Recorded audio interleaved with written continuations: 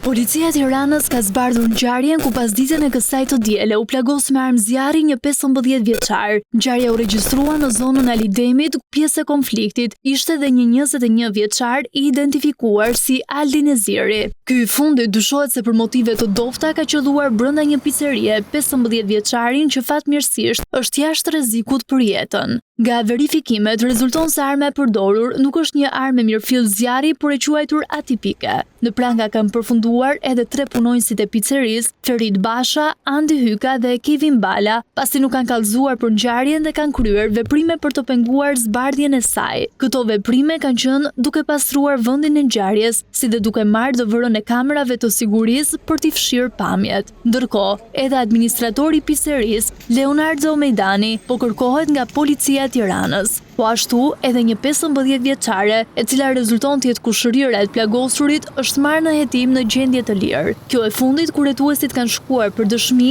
nuk ka treguar mbi rrethanat e ngjarjes, duke tjetërsuar atë. 15 vjeçari, i cili rezulton të jetë me dëmtime në qafë dhe në kokë, do t'i merret një dëshmi mbi ngjarjen e ndodhur. Aktualisht mjekët thonë se ndodhet në gjendje të stabilizuar.